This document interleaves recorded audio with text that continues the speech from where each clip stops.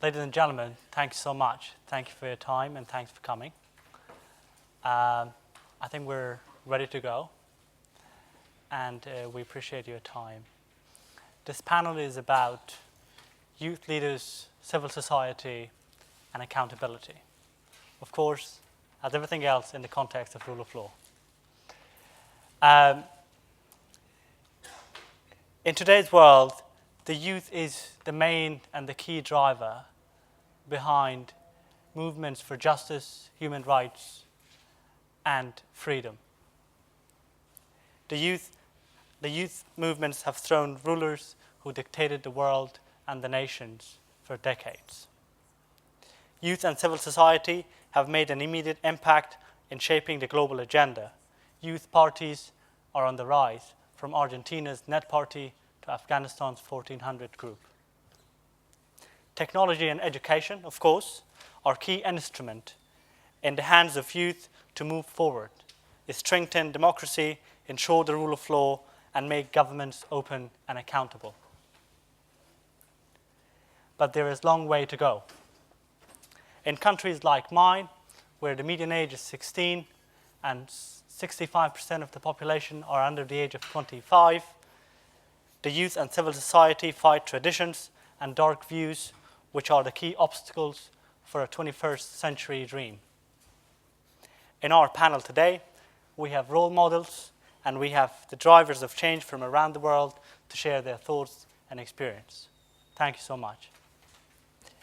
On the panel, we have, from the far end, Dr. Mary Shuttleworth, founder for Youth for Human Rights International, based in LA in the US, but from South Africa.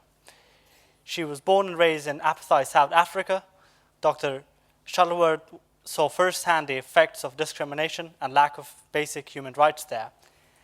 As education was the only long-term solution, she founded Youth for Human Rights International to educate youth about human rights. Next to her is Abdulsalam Haykal, media entrepreneur, young leader from Syria. He is the president of Young Entrepreneurs in Syria. He is the youngest member of the board of trustees of the American University of Beirut. And he was recognized as a global young leader by the World Economic Forums. And he is the first Syrian to receive such a recognition. And we have Jonathan Gosier, entrepreneur and blogger from the US. He is using internet to bring change, and he is the founder of many initiatives. He has a non-profit organization.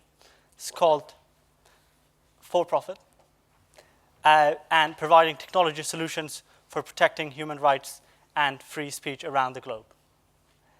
And last but not least is our friend from Venezuela, Alfredo Romero, who is a lawyer, studied in LSE and Georgetown, and he is, of course, he also used the opportunity being here to go to the International Criminal Court to make petitions to make the situation better in his country. So I start the panel with a question, giving each of our panelists an opportunity to introduce themselves and talk about what they do. Excuse me. You did not tell us what country you're from, sorry. Oh, I'm sorry. Yes, and I am the moderator, of course. I'm a journalist. I come from Afghanistan, where I work for a news channel. As my first question, from Salam Haykal, tell us about your work and operation in a conflict zone like Syria, and how does it look like at the moment? Well, I come from Damascus, which is one of the oldest cities in the world, arguably the oldest continuously inhabited city in the world. I'm now residing in Abu Dhabi. I can't actually operate out of Damascus anymore. It is definitely not an easy situation in the country. but we believe that we are probably started something that we have to end, and I hope end peacefully. So change is inevitable, and it's going to happen. And we believe it's going to happen for the better of Syria and the region. Being one of the many people in Syria that believed in change since a long time, it's never been a very easy life. I remember the first time we met to start the Syrian Entrepreneurs Association. So we went to the Ministry of Social Affairs, and they were responsive, generally. They said, well, we're going to take your application to start this association, but until you hear from us, don't even think of getting together over coffee. So the freedom of association is something that actually changed in Syria and in the Arab world. Our form of expression was to get involved in entrepreneurship, starting up new initiatives, social entrepreneurship, that is to serve the society, and in civil society. The non-political civil society. I know civil society is non-political altogether, but I mean, the civil society in Syria wasn't involved in human rights issues or in things that relate to governance or accountability.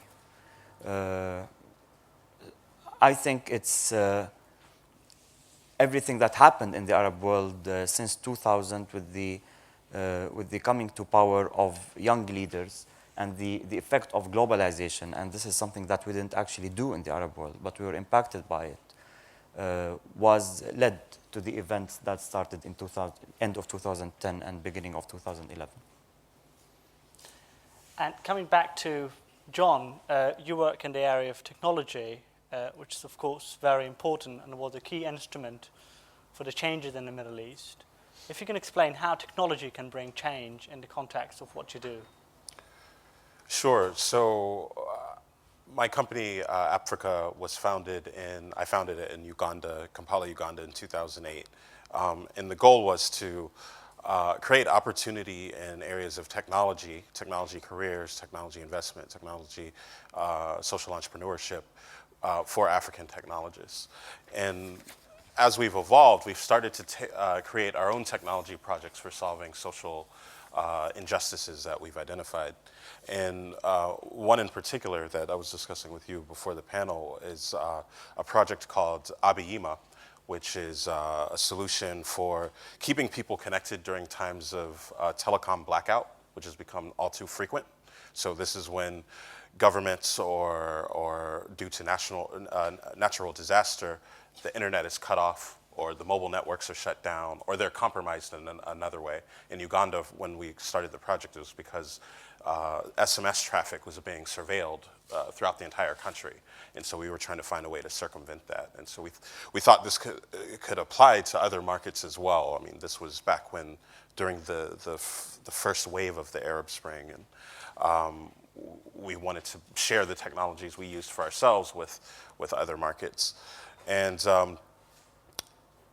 I think it's very much about spotting problems and having the means to address the problem is something that is not universally even spread out. So that's one of the things that we do as a company, is we find guys who have ideas for solving these types of social problems, and we support them to develop and scale those ideas. Dr. Shuttleworth, you of course educate youth about human rights, which is another fundamental change. How that's your work is moving out of LA, but more focused in South Africa and around the world, of course. Sure. The Youth for Human Rights is a non-profit organization based in Los Angeles, or founded in Los Angeles. The purpose of Youth for Human Rights is to teach youth about human rights, specifically the United Nations Universal Declaration of Human Rights, and then inspire them to become advocates for tolerance and peace. The concept of human rights, if you ask most people They'll tell you, yes, of course, human rights, of course, I want human rights, I agree with human rights. But if you follow that question with, but do you know what they are? Do you actually know what your human rights are? By actual statistic and actual survey, very few people can actually give you more than maybe 3, possibly 5 of these concepts. Well, there's only 30 human rights, and I'm a teacher, I'm an educator. And I know that it's actually very easy to teach most children 30 of anything. I mean, even the alphabet is more than that. So looking at this Universal Declaration of Human Rights, which is excellent, unfortunately, it was written by scholars for scholars, I believe. It certainly took me some dictionaries and some defining to get through the document to really say, well, what is that? And so the whole mission is to take this really important document and put it in a format that's easy for kids to understand. Not only easy, but actually relevant, so that they can actually say, oh, the Universal Declaration, that has to do with when we play soccer in the soccer field. Oh, that has to do with how I interact with my friends or my family or my community. And so that's basically the whole program. That's what we do. And as an educator, it's very important for me that we then created some materials, just a few, to basically depict, so what are human rights? And if it's okay with you, I'd like to show you a couple of clips. They're 30 seconds each. So we can literally teach one of the human rights in 30 seconds. Not bad, huh? And they're great conversation starters, or, you know, to get the debate going. Can you tell which of these children was not born free? Can you tell which of these children was not born equal? Can you tell which of these children does not deserve to be treated with dignity?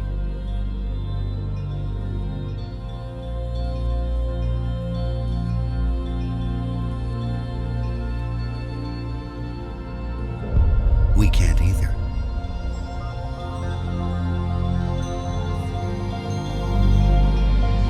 Human right number 1. We are all born free and equal. What are human rights? Find out at youthforhumanrights.org.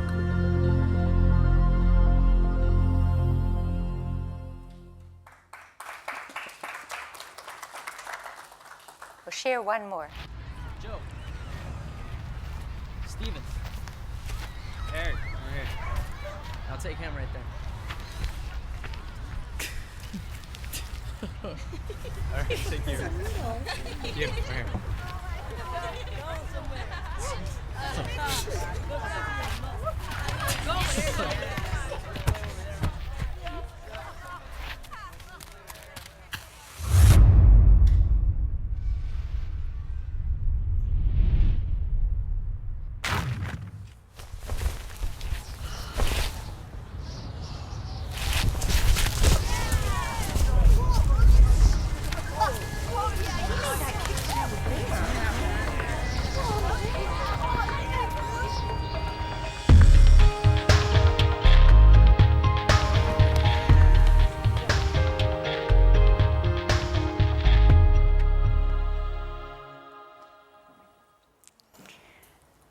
Short?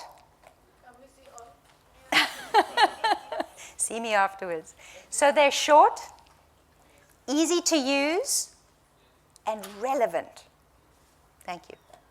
Wow, very inspiring. Thanks so much.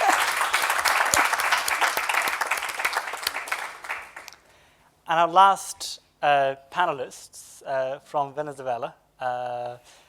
And I'm wondering if you can talk about, as an advocate of freedom and human rights in Venezuela, how do you face authoritarianism in your country and how you deal with that? Okay. I'm just going to start with a story for how I became a human rights lawyer and I'm a director of a Foro Penal Venezolano, which is a human rights organization that actually is specialized in political persecution.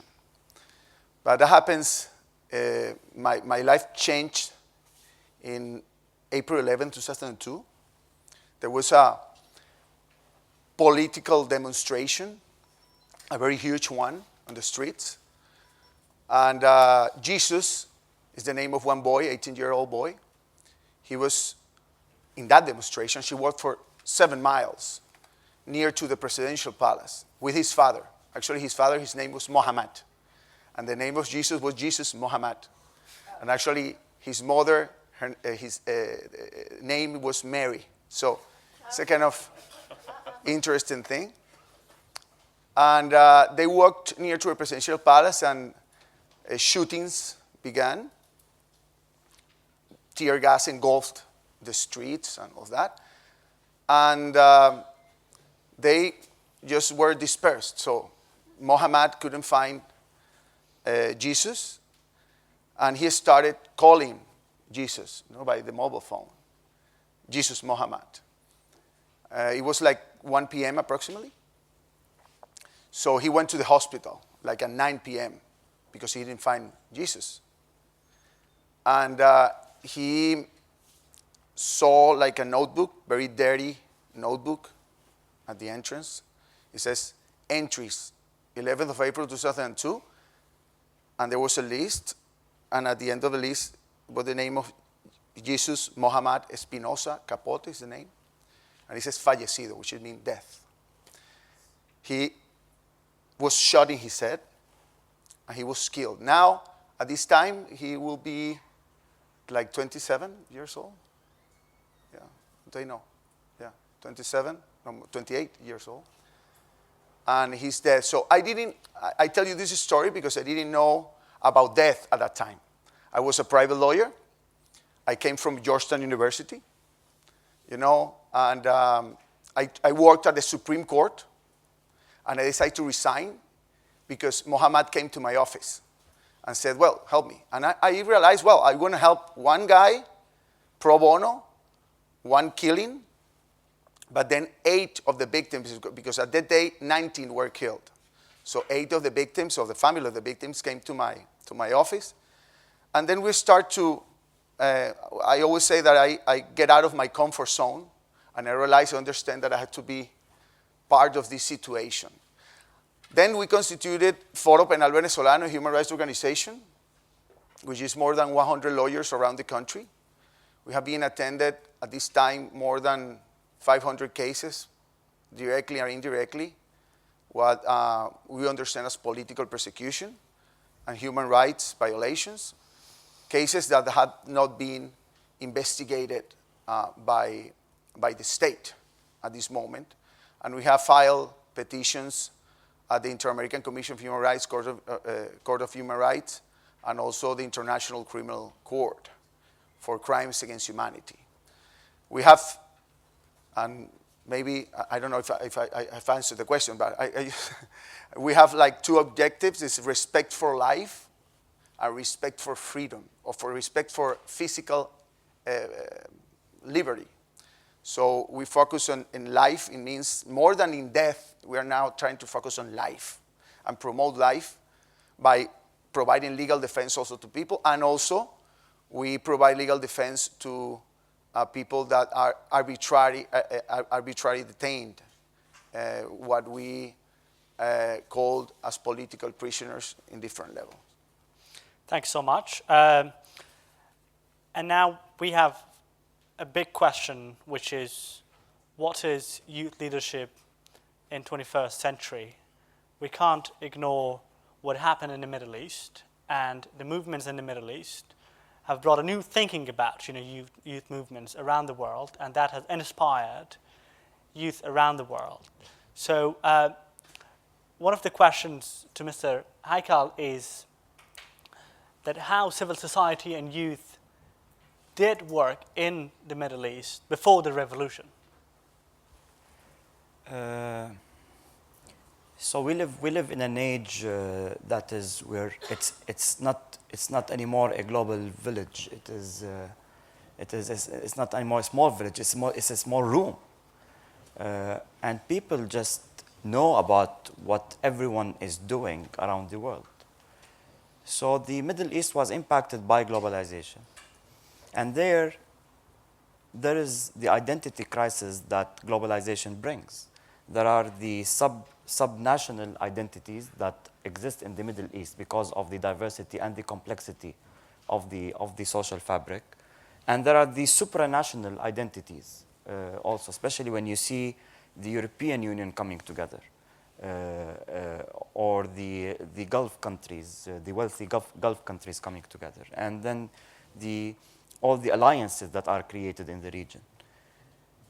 You feel that crisis, and at the same time, as a young person that is coming of age, you look for an identity that would help you actually become somebody in this world. So the basic identity that unites people is prosperity. And to reach that, you need equality, and you need equal access to opportunity, which wasn't available in the Middle East. And the Middle East is plagued generally with a dictatorship form of rule, and people didn't have much room to maneuver. That's why they were creative about it.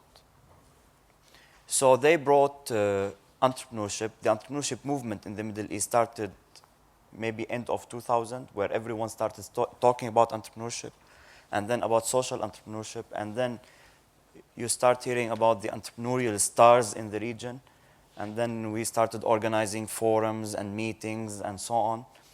And the acquisitions that happened that were made by American companies, 4 companies that were started in the Middle East, and so on and so forth. So entrepreneurship was really a paradigm breaker in the Middle East.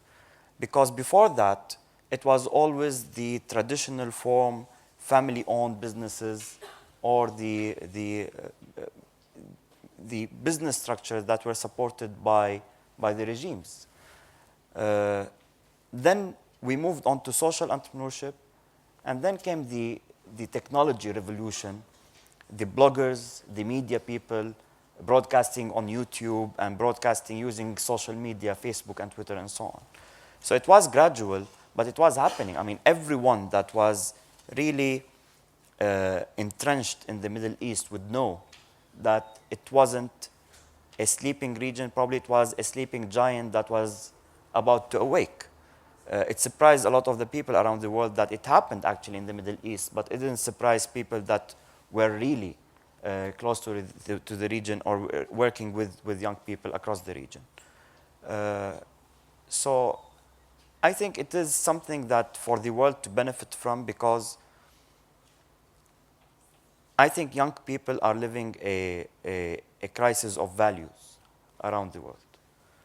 A crisis of identity. It's not only in the Middle East, anywhere, even in this country, regardless of how prosperous it is. So our identities have actually shrunk to our name, our email, and our GSM number that roams with us anywhere we go. And I think countries compete on talented individuals. So once you become a person of 18, probably years old, and it's time for you to make up your mind, you have 3 choices. It's either that you join the system, it's 18, or when you graduate at 21 or 22. So it's either that you join the system where you're born, the system that you know, and you become the fuel to that system, and systems usually like this. A political system or a corporate system, they don't like competition. They like people to become consumers, to become the fuel. Or you choose to exit that system. And this is what used to happen in the Middle East, and still happens. So people, when they have enough talent and enough resources, they just leave. They go elsewhere. They go to Europe, they go to the US, or they travel inside the Middle East to the wealthier countries. Or you choose to become a voice. An entrepreneur, a social entrepreneur, a media person, someone that speaks up and tries to effect change. I think there,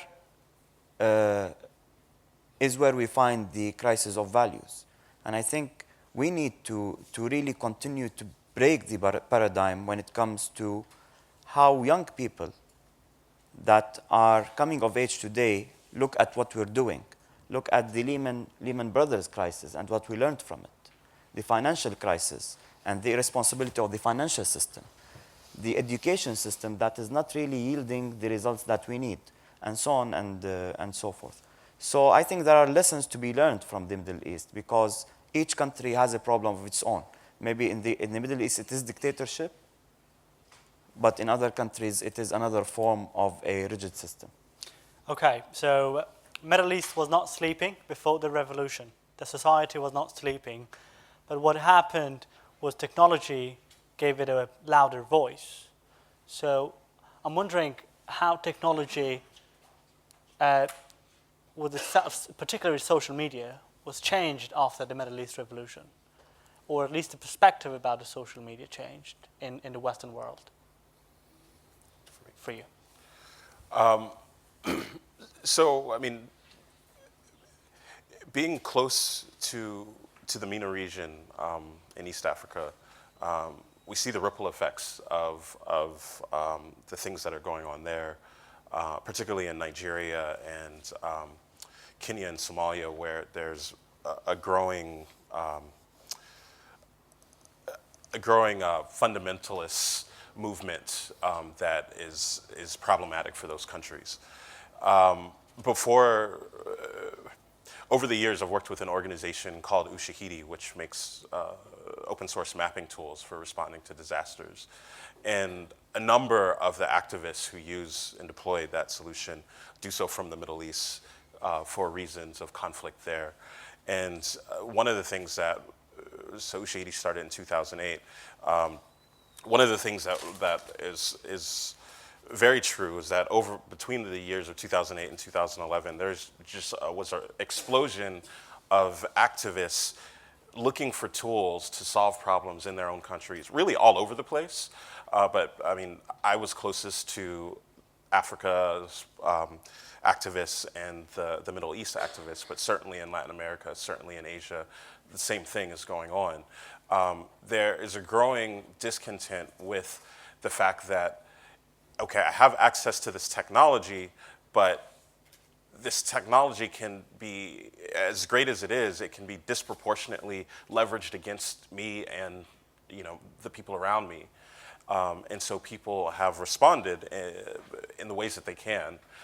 If you take their technology away from them, then they're human.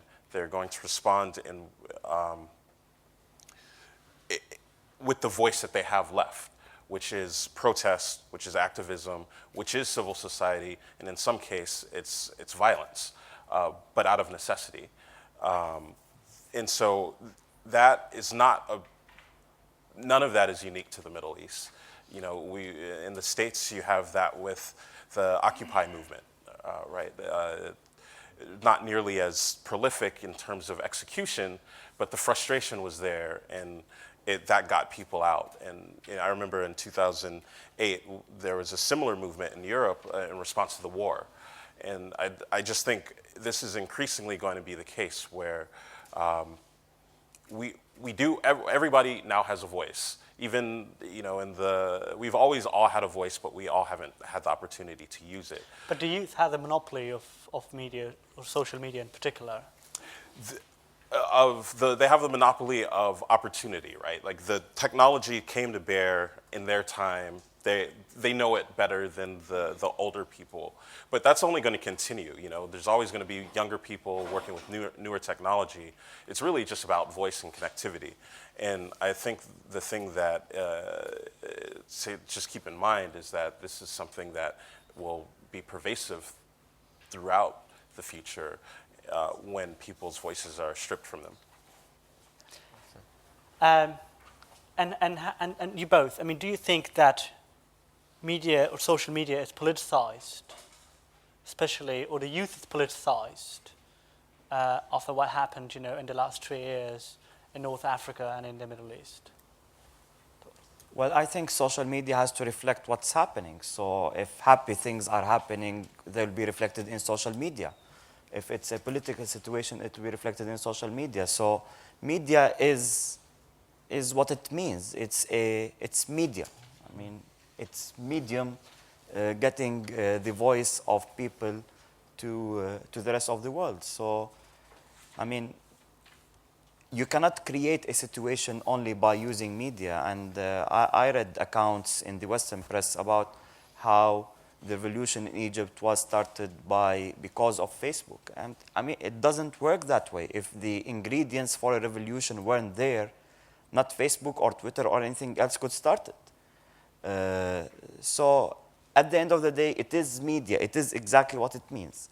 So now, I think the overwhelming topic is the political transition in the Arab Spring countries, whether it is in Syria and what's happening there, or in Egypt and the overthrow of the regime that was elected, or in Tunisia and what's happening with the interaction and the dynamics between the army on one side, the protectors of the revolution, and the people, and the Islamic government.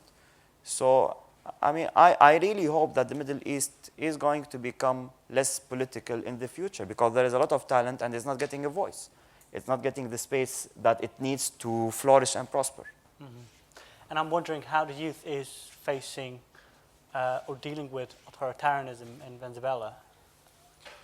Well, there have been a lot of political demonstrations in Venezuela led by the youth. For example, I will tell you recently, because there are many cases. When I say 500 cases, it's because I have attended directly, but there are many cases. For example, 15th and the 16th of April after the elections, there were 195 youth, I mean from 15 years old to 22 years old, detained by the military forces. They were in the barracks of the military forces from the 15th of April and 16th to the 19th. There were torture. There were, many horrible things happened, at least from what they said. And I tell you this because even if you demonstrate, I mean, people ask you, for example, in Venezuela, okay, what happened? Why people don't demonstrate these things are happening and the human rights abuses happening all the way? Well, why? Because there is repression. So when you are a father of a boy, of a girl of 15 years old, 16 years old, 18 years old, and then your boy, your girl went to jail without support, without a base to go to jail, without a legal basis, I mean, then you say, come on, don't go to the streets anymore. And when you have a judicial system, a criminal judicial system that is totally, I would say, it's like a facade for protecting human rights abuses, and I have the experience of that, then you say, well, if I go to the streets, I demonstrate, I'm a criminal. So the answer, the specific answer is, youth are there, but repression is there. If you don't have a youth, when you have like a youth movement, say in the, for example, in I don't know, the Arab Spring, all of that, if you don't have a leader that actually channelizes the youth and in some way say something supporting the youth that are protesting, then the youth should go out of the streets. So the only, I would say, the only organization that actually helped these 195 boys and girls in prison from 15 to 19 February was my organization. It was the only one. Not even the opposition say anything regarding that. And I'm talking 195 in 2013, 251 2007, and if you start to add, I mean, I'm talking about the peaks of the years where more youth are being detained. But if you start to add that, we have our calculation is about 2,000 political prisoners, either for 1 day, 2 days, 9 years, 1 month, 4 months. And how many youth within the political prison? The majority. Majority. The majority. In 251, in 2007, the 251 detained were all totally youth. Totally. I mean, they were from 15, also 16 years old to 20 years old. And this is not this is the official number, because we calculated 351 in 2007. But the official number that the government actually provided to the Inter-American Commission of Human Rights, so I have the paper. So there were 251 detained. Of course, they will say, well, they were detained because they were in the streets and they are terrorists, because this is actually what is happening. Everyone who's going to the streets is a terrorist. And me, I am a terrorist, and I'm a criminal. I'm paid by the CIA. You know, these kind of things that actually manipulate information. I just wanted to talk about social media also. But Oh, I mean, a lot of people are much. paid by the CIA, including our president, who are receiving bags of cash. And I'm waiting for my check from the CIA. Dr. Shuttleworth, you travel around the world, and one of the connections I would like to make here is that how youth movements inspire youth in other parts of the world, and how youth are impacted by similar movements. What is your experience? Well, the point is that youth tend to be in communication because of the ability that they have to communicate. And, you know, they see the obstacles, but they're also creative, you know, and I think that's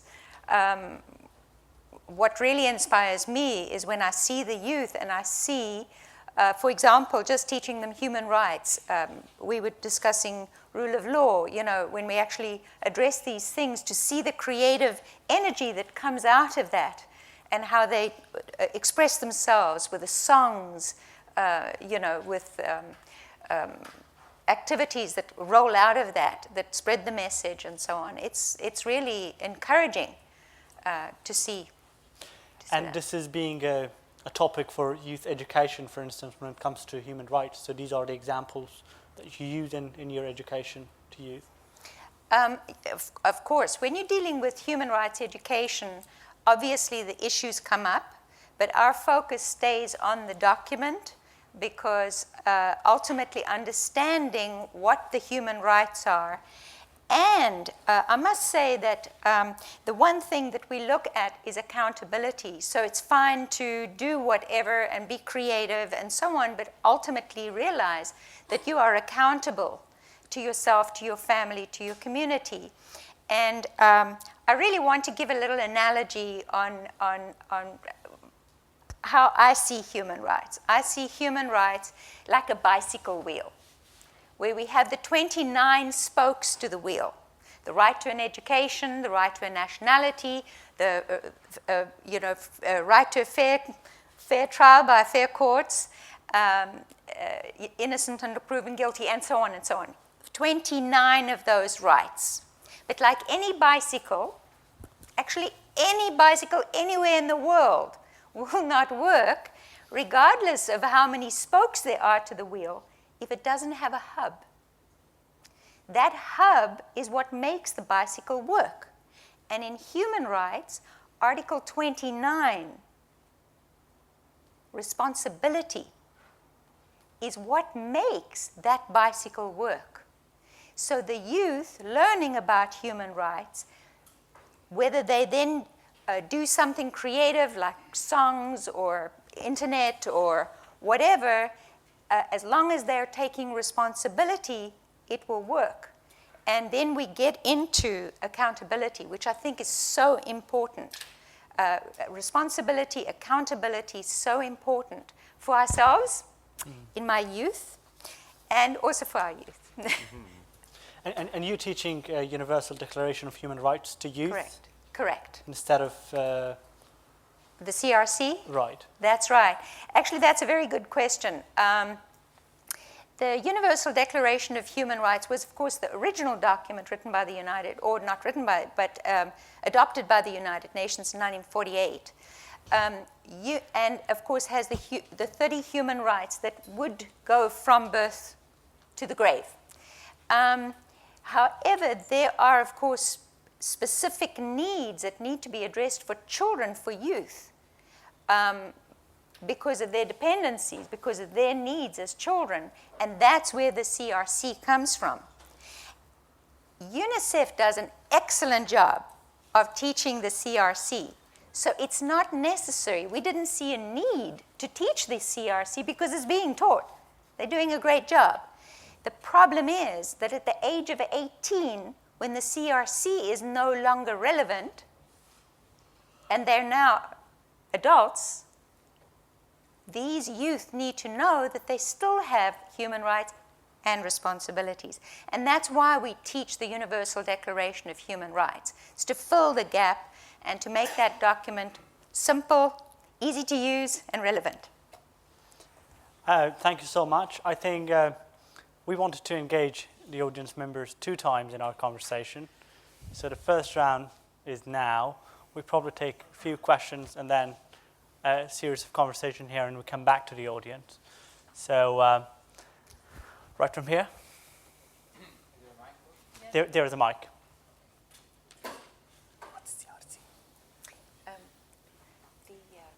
Thank you all for your great talk and speech so far. My name is Omar. I'm coming from Egypt. I just want to share something with you happening now in Egypt. My people, or my generation, had 2 uprisings in the last 2 years. And in the past 30 months, they have been in the streets so far. No one is going home, no one is working, just all people are talking about politics. And when my age, which is, we're living in a country, 70% of this country below the age of 30. My people below 30 do their revolution.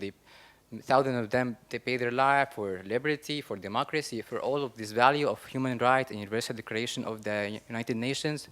And when they do revolution, they don't trust themselves to rule. They give the rule to people who are over 70, and most of them are corrupted or westernized or having other agenda, having selfish goals to rule. And every time they take the lead to people over 70 or 60, people do a revolution again over them. So why the youth don't trust themselves to rule the country, since they are the source of revolution, since they are the majority of the country? Why the minority rule the majority? That's my question. Okay. Thank you. Very good question. There are legal boundaries to it in some countries, I think in most. Yes?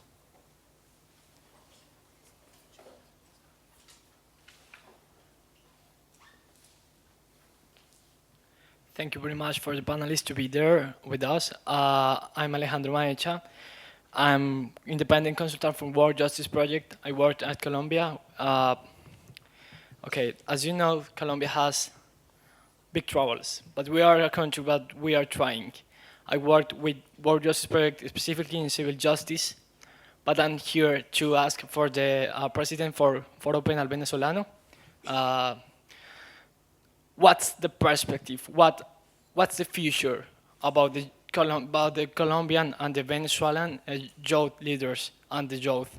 Venezuela has renounced recently to the international, to the Inter-American Court of Human Rights, and the competence will be maybe until this year or the another. So there wouldn't be an instance to be or to make a claim before the Venezuelan judge. So what else? What's coming to the Venezuelan youth? And if you could give us a youth people in the Latin American youth leaders to attempt or to aim us to do something else for the human rights. Gracias. Got a question? You want me to answer? No, I said you just confirmed that you got a question. Yeah. Okay. Yeah. From there.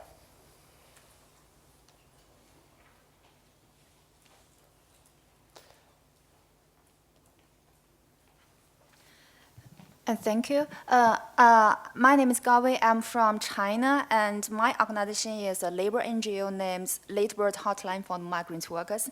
And we offer the legal counseling and legal aid to the migrant workers, and also offer the supportive service to the migrant children. And I have a question for Dr. Mary Shuttleworth. And just now you displayed the video to us, and it is very attracting and interesting video. And so So this is a good way to popularize the human rights documents. And I have a question. So besides of the displaying video, because there are so many communities, there isn't any computer to display such things. So what are the main methods to popularize human rights documents? Thank you. Okay, so one question was that when the youth make the movements and bring the change, why they don't rule the country, then why they don't take the power. And you're well, I don't think that youth should necessarily want to rule after they bring the change. I mean, I think it's a fundamental fact that people, when they become in power, they have a character of the people in power, whether they're young or old. And people change. So, I mean, it's something that we should always aspire to have, but I think youth should be working more to empower themselves. The more power they have, the more leverage they have to actually sustain what they did and protect the revolution in the case of Egypt. So it's not about the belief that people have in themselves. I think that they had enough belief in Egypt to take to the streets again, and it was really inspiring. So probably it's a time for us to think, and this is something that we always used to say in entrepreneurship, that with all the innovation that is happening in technology, in media, in entrepreneurship around the world, I think government still maintains a backward format, a format that is probably outdated. We need govpreneurs. We need people that innovate the way governments work.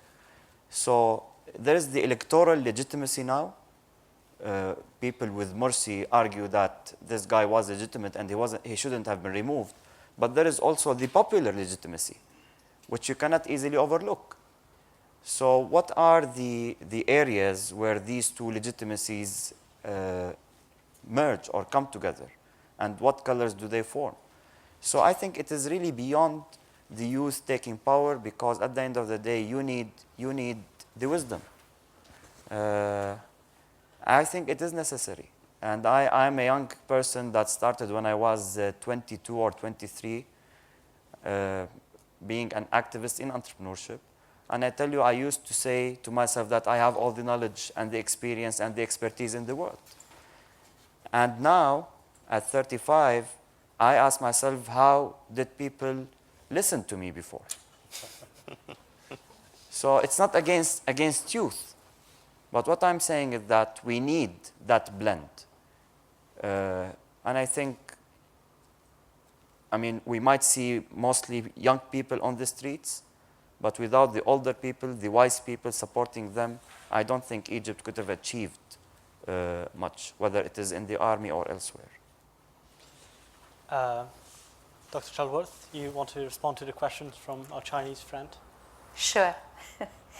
That's a very good question. And if I may, first of all, technically, we do have simplified versions of the text.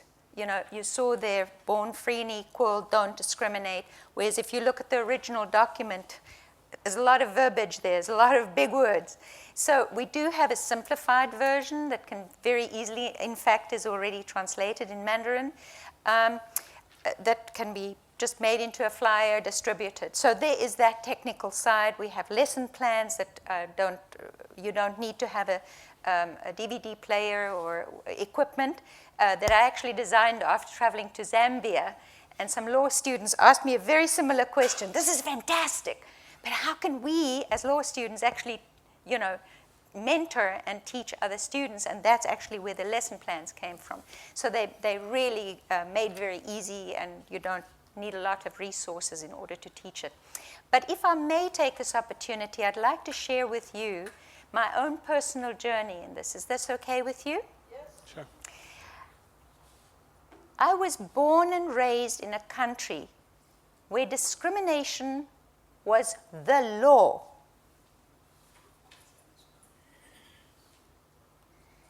Discrimination was the law and enforced by law. My father was a lawyer. He's a lawyer. He's 95, so I'm very proud of him.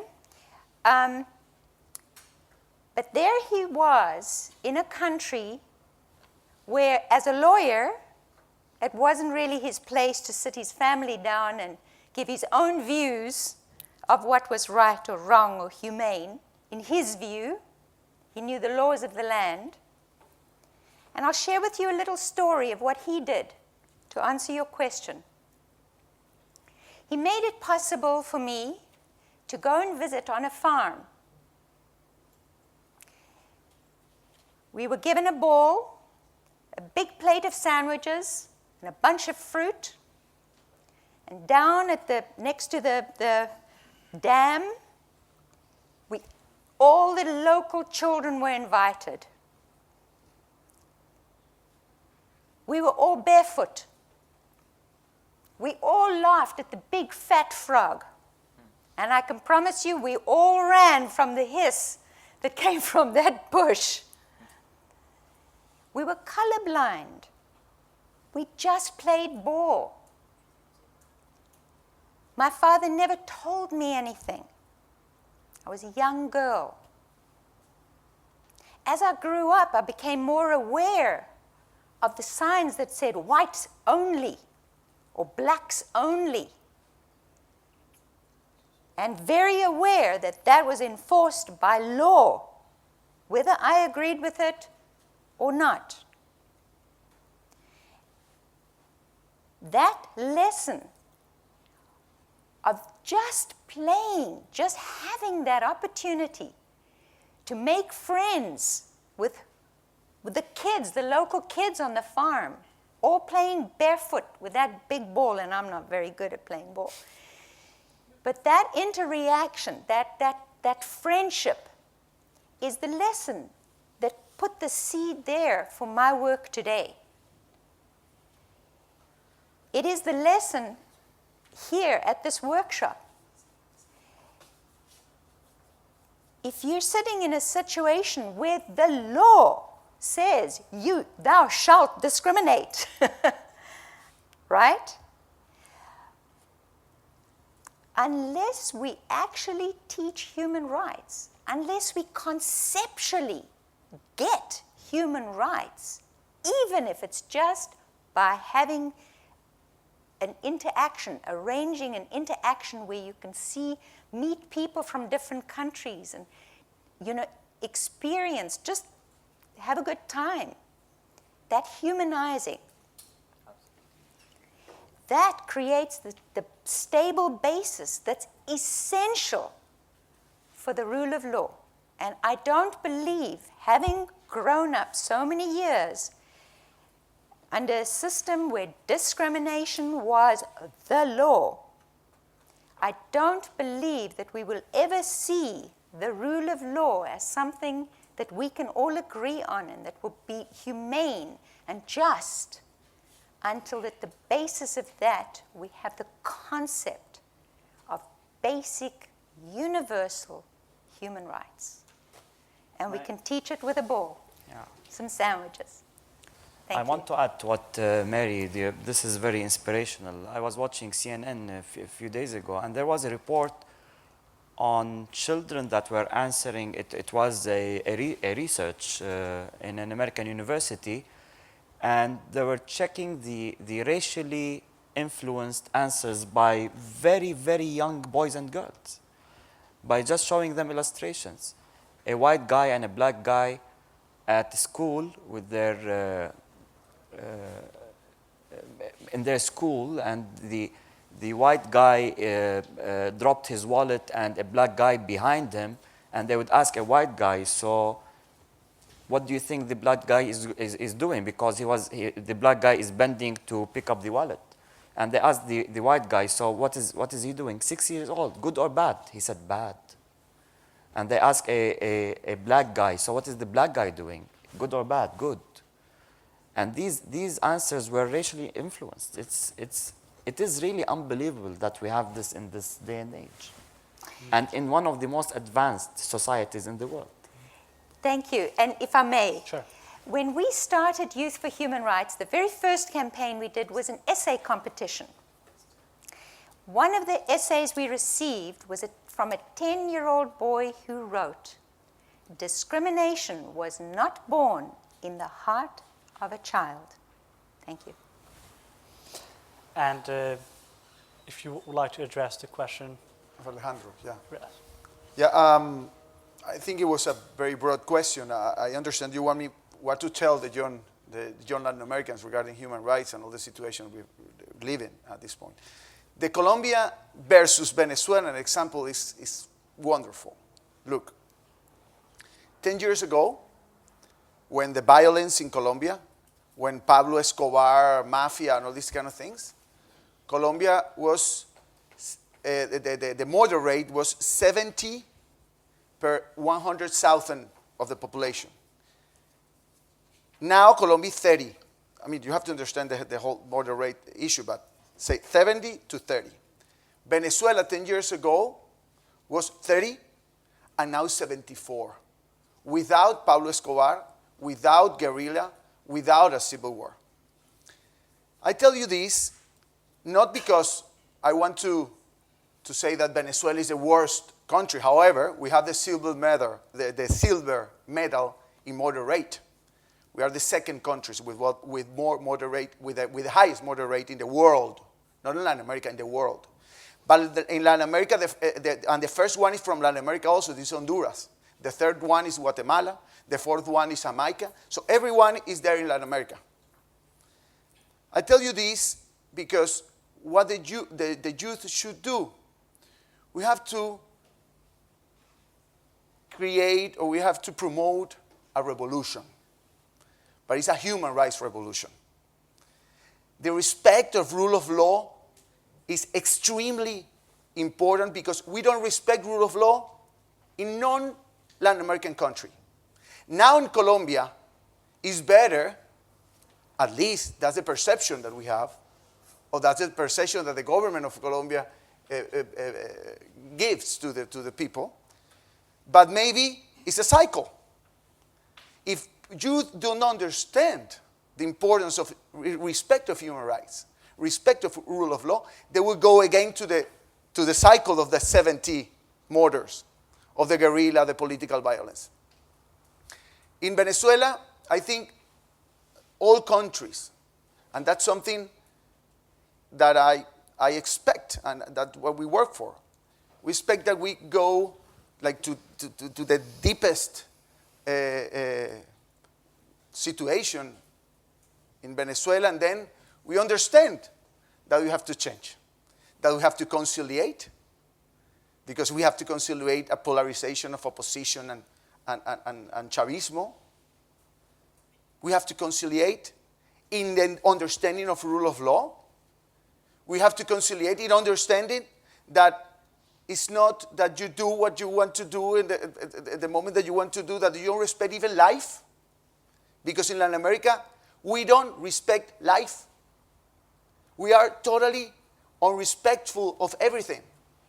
We don't respect, when you're in the transit, in your car driving, nobody will respect you. Nobody will respect anyone.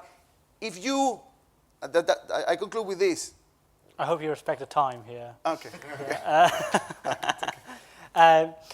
One of the points which we would like to talk about, in addition to the youth movements, of course, is that how civil society can hold governments accountable, especially in developing worlds where the civil society is new and is taking shape and is very hopeful. So I'm wondering if you can address this question that in Africa, for instance, how civil society is doing to hold the governments open and accountable to the public. Well, it's a slippery slope because civil society is often so connected to government and government funding and government relationship with international funding groups that they're often highly vulnerable to corruption even without their involvement, right? So where that money comes from, when it comes from other countries, it's intended for them, it gets siphoned by government, or it gets siphoned by the organization that sent it to begin with, right? So in some ways, they're hostage to the situation around them. But I don't think that's a problem. It's not the biggest problem that I think developing countries face. I think the biggest problem that they face is this growing youth bulge that we've heard over and over again. From all different regions, the demographics increasingly trend younger. And there's millions of people who are unemployed, who are under the age of 30, and who have no opportunities. And that's a breeding ground for things that we don't want, whether it's political or apolitical, or whether it's just as you said, a lack of respect for the rule of law. Like, this is a recipe for disaster. So I feel as young people, the thing that we need to support for them is their agency to create opportunities for themselves that can spread, that are contagious, that other young people can replicate. Because if you don't put those things there, they replicate other things, other influences that just tend to find their way into the mix. And then how civil society can become independent, because their presence is very crucial in many countries, and there has to be some sort of a watchdog, to what the government is doing.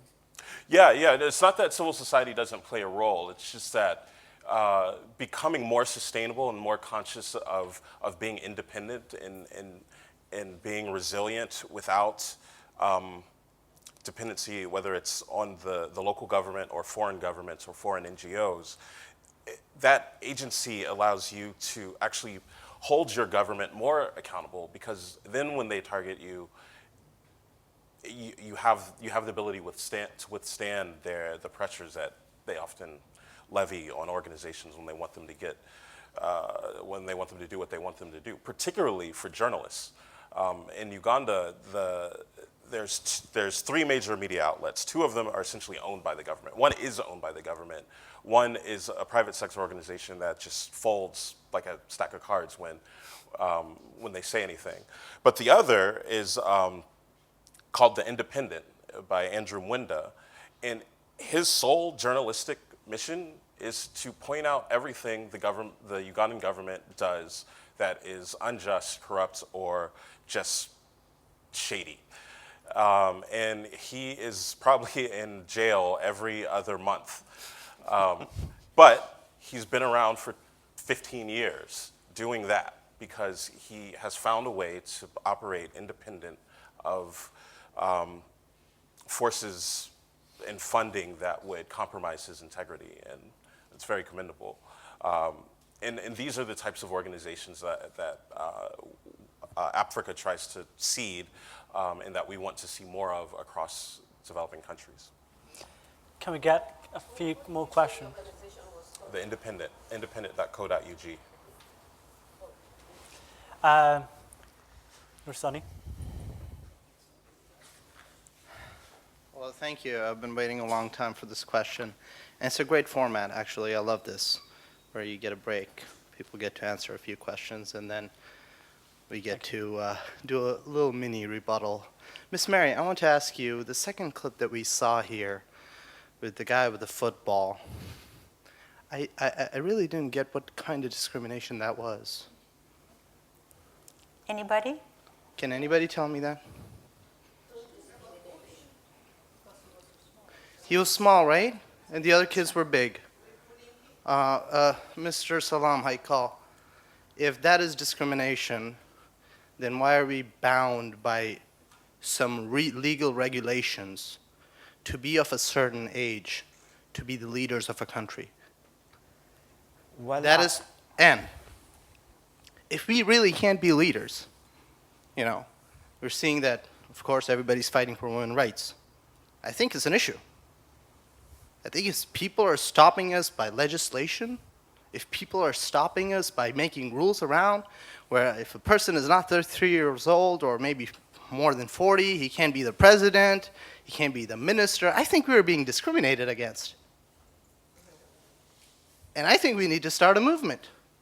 I wanted to ask the same question, and our Egyptian friend, Mr. Omar, asked a very good question. And that's why I like this format, because it gave me some time to think about it and rebuttal. We need to start a movement, and we need to start influence the rule of law to allow us to be the leaders, not just entrepreneurs, not just businessmen, not just a programmer who programs Facebook. We need to be Alexander the Great. We need to be the kings at our teens and lead an army. And queens. To lead an army. To be the third most influential person in history. Thanks so much. I think we're being discriminated against. Well, it's a very controversial debate, of course. You remind me of the joke when a father came to his son and he wasn't performing well at school, and he said, "You know what Napoleon Bonaparte was doing when he was your age?" And he said, "Well, father, do you know what Napoleon Bonaparte was doing when he was your age?" So, I think it's a very interesting question. But I mean, look at the young leaders of the world today and see when they started. No one comes to a leadership position, no one parachutes actually into a leadership position. So what I think we have today is a system that needs to be reformed. But I really believe that you need political experience. I mean, being a politician is a profession. In our part of the world, it was a privilege. But being a politician is a profession. I mean, people make their living by being politicians. And we need to restore that concept in the Middle East. We need full-time politicians that want to rule. Not people that say, "I really don't want the job, but I feel I'm destined to do this. I feel God told me to do it," and so on and so forth. And you know, we have this type of leaders in our part of the world. But we need full-time politicians. We need people that actually career politicians. And this is where I think it's really hard to get someone that at the age of 30 to become president, unless they're extremely exceptional, like Alexander the Great or the like. That's why you hire advisors. We just have a new emir for the Qatari government who's only 33, and that's exception in the Middle East, and that's a privilege, no question. And he has a cabinet of most of his ministers are under the age of 40, so probably that's a new trend. Yes, at the back. The president in Syria started when he was 34, he became president. Yes, you can, if you're loud enough.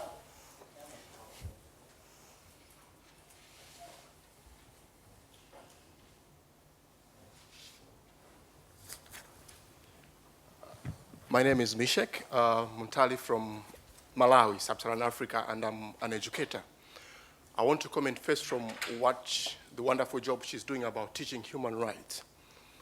I was wondering if your program could be expanded further to teach beyond human rights and teach the entire spectrum of the rule of law. Because my experience is there's been a lot of funding, for example, from where I come from, by different organizations into conscientization and awareness of human rights. But then, after that, so what? The reason why a lot of capable youth in Africa are being used for political manipulation is because they don't have the financial power. They don't have the resource base. And so the elite that are in the political systems, even if the youth are aware of their rights, they come to abuse that resource gap and use them to a lot of negative issues. And so there's what I can describe as the pit of shame.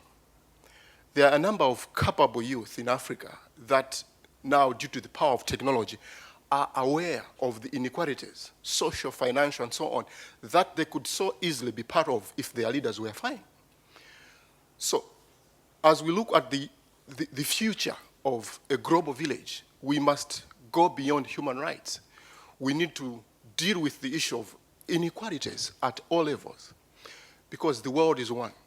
When we sit here, as we've been sitting the past 3 days, you realize we people are just one. And yet, the difference of where nature placed you by birth could be a big difference. And so, and we know the politics, the bigger politics, the World Bank, IMF, if we analyze the issues, I think they've also helped to put Africa where it is for very selfish reasons. As you said, the issue of you are born into a discriminating country, we need to say no to that as a global society. And so I believe that we need to address the elements that put other people where they are, not by their choice, but by the systems. And the best place to start is education and empowerment of the youth through education. So we need to broaden that program to teach the rule of law, the entire spectrum. But I'll tell you that the reason why a lot of youth are angry in Africa and other parts of the world is because they see this elite group that were educated by the colonial powers and they've been supported to remain there for the advantage of social marginalization. So we have a big responsibility to teach the rule of law while at the same time addressing the issues of social inequality. Thank you. Otherwise, it will be a challenge. Thank you very much. And one more thing, the youth across the globe, those of you that are into the technology, if you could look at the examples from all over the world and create a forum using technology where the youth can get good examples of how they can mobilize their collective will, their collective intellect for the good, not for the bad in their nations. Thank you very much. Very, very good comments. Probably it's time for a few straight questions. Yeah. Please. My name is Fernando Vegas. I'm the first vice president of the Supreme Court of Venezuela. Good to have you here. Thank you. I would like to show the other side of the coin because our friend Alfredo Romero told his story, and I would like to tell the other side of the coin. Since 1999, we started a revolution in Venezuela, a socialist, Bolivarian, humanitarian, democratic revolution in Venezuela. And we have done quite a few good things for equality of the people, for free health services, free education. We have enhanced the capacity of the people to express themselves. And we have done all this in a democratic, participatory democratic society with the partisans groups that participate, with freedom of press, with freedom to demonstrate. Every day in Venezuela we have demonstrations on the streets and no one gets hurt. In my days, I'm 67 years old, but I went through many, many years fighting politically in my country against dictatorships and democracies that said to be democracies, but they really were very repressive. I saw people die beside me by bullets. Two examples were punctually signaled here. One was in April 2002, when we have a coup d'etat in Venezuela, when the president was sent to jail, when the National Assembly was dismissed, and the High Court was also dismissed. It lasted only 48 hours, but it was a coup d'etat. We were ousted from power. The things that happened there, there were some killings. The people that participated in that were submitted to court, and they are now in prison. Some of them have received, by the way, substitution of their penises because of humanitarian reasons. Thank you. Oh, give me a chance. Give me a chance. I'm wondering, because we have another 5 to 10 minutes, and there has to be a wrap up here. So let me round up. Okay? I won't direct to any other punctual things, but this is our Constitution. This Constitution was approved by the people. This Constitution has 109 articles out of 350 to enhance human rights. And we are trying to do things in the better way possible. But we're a very bad example because some people don't like what we're doing. We need an opposition in Venezuela. Any democracy needs an opposition. You cannot imagine a democracy without an opposition. But it has to be an opposition that is frank and sincere in the action, in the political action. I respect very much Mr. Romero. I think he's doing a wonderful job because he's completing his role when he comes out here. And maybe one of the mistakes we have made is that we are absent of these forums. We should come more often and tell you about what we're doing there. Okay? I'm going to close with a quote of Jean-Jacques Rousseau. He says that there where freedom oppresses, the law equalizes people, because he who is the stronger can oppress people because he can exaggerate the use of his freedom. But that's when we need the law, to horizontalize the democratic participation of the people. Thank you. Thank you so much. Yes, just one question, unfortunately. Yes, you. Please go direct to the question, if you can. Yeah, thank you. My name is Fabakary Bissise. I'm from the Gambia, but I'm a human rights journalist from the Gambia, but I currently live in exile in Senegal due to my human rights work. Actually, my question has been answered by my question I want to ask has been asked by my brother from Malawi, but actually I want to ask Mary, Madam Mary, I mean, what can we do, what can the Youth for Human Rights do to expand its branches in West Africa, especially in my country, in Gambia, and how to involve the youth of my country to engage in human rights activism? Thank you. Or probably if you can also talk about what the UN is doing as a global body, you know, to ensure that there is a balanced approach when it comes to education of human rights. We know that there are a lot of good NGOs and non-government organizations doing it, but as a global body, how the UN is doing it. Sure. So to just answer your very good question, thank you. See me afterwards? Okay. Yes, the United Nations has given us the document. You know, they've got the Universal Declaration of Human Rights, and there are many non-profit organizations who are doing excellent work. UNICEF, you know, with the Charter of Rights of the Child. These are all available. The internet's a wonderful resource for these things. The main thing is that bicycle wheel. The main thing is to realize that through education, we actually can understand this concept better, and by understanding human rights better, we can understand the rule of law better, and we can work toward you know, freedom of the press and exercise these rights to create a world that is better for all of us. Thank you. In the last minute, few minutes of our panel discussion, I would like to give our panelists a minute each to make their closing remarks, probably takeaway remarks, in the context of youth in the future, of course, and how do you see the future for the youth, and how do you see the future for the human rights and rule of law? You first. Well, I very appreciate that Justice Valles is here. I haven't met him before, and actually before I came in, I said, okay, we need to talk. It's the first time I have the opportunity to talk to a Supreme Court justice. I love my country. And what I've been fighting for, and I will fight a lot for, is not to have a Supreme Court justice talking about politics.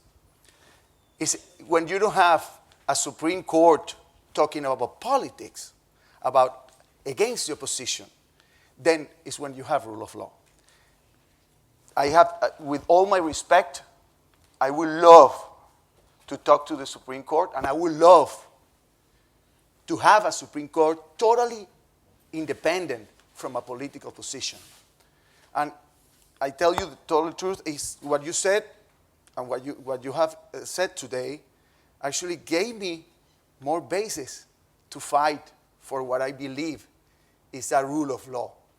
And what I understand as a rule of law, I'm not a specialized like in the concept, but I understand that when there is rule of law, there's not a chief of the Supreme Court talking against at least half of the population, because then how I can have trust? If I, for example, sue, how I already have, sue the president. I have sued the president. I believe there are tortures. I believe there is not separation of powers. How I can bring that to the Supreme Court when the Supreme Court is actually supporting one side? Towards the Inter-American Court of Human Rights. Venezuela has no Inter-American Court of Human Rights right now. Yeah, we have Venezuela can go to an instance in the international community because Venezuela has rejected the Inter-American Court of Human Rights. All right, thank you. It's just so All when right, I say thank you. I'm totally able. Yeah, thank you so much. So we can talk at the yeah, end. probably, John, you would like to make your closing remarks? Yeah, I just wanted to close really quick with, so the reason why I corrected you earlier when you were introing me and you said nonprofit and I said it was a for-profit is because I feel that for a long time there's been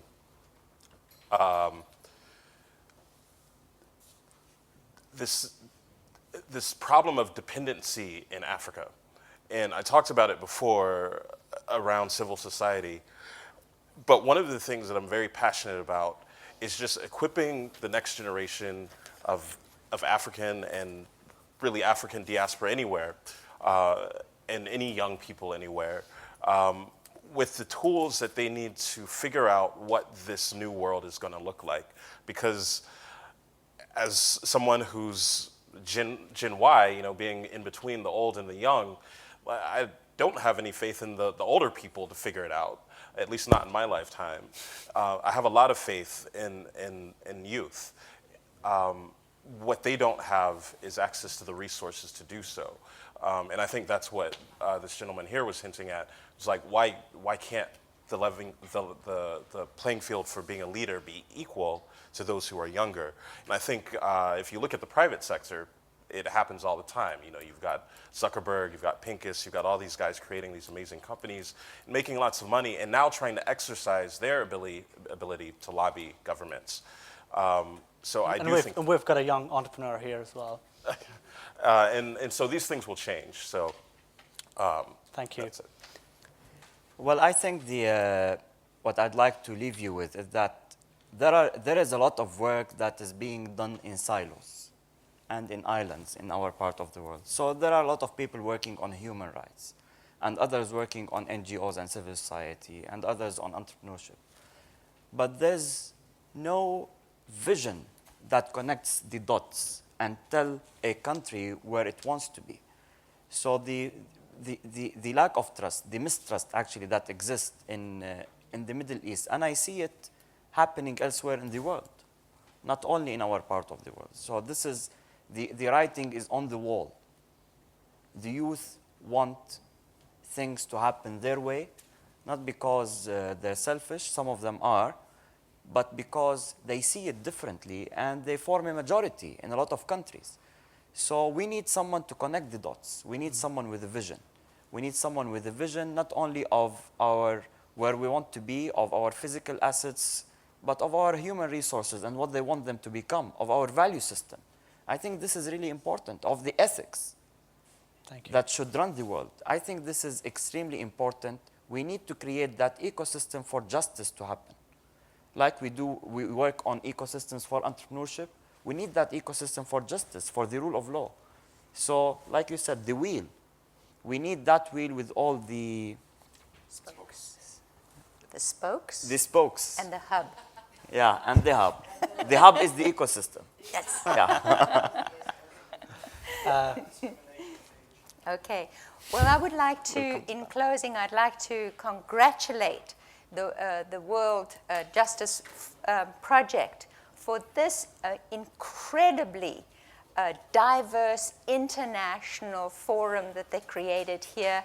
This has been an incredible opportunity, incredibly rich for me. I've learned so much. I've met so many new friends. And in closing, what I'd like to leave you with is a young girl who grew up in a country where discrimination was the rule of the law, enforced by law. I beg you that for us to have the rule of the law that we want, we have to know, understand, and respect universal human rights. Thank you. Ladies and gentlemen, thanks so much.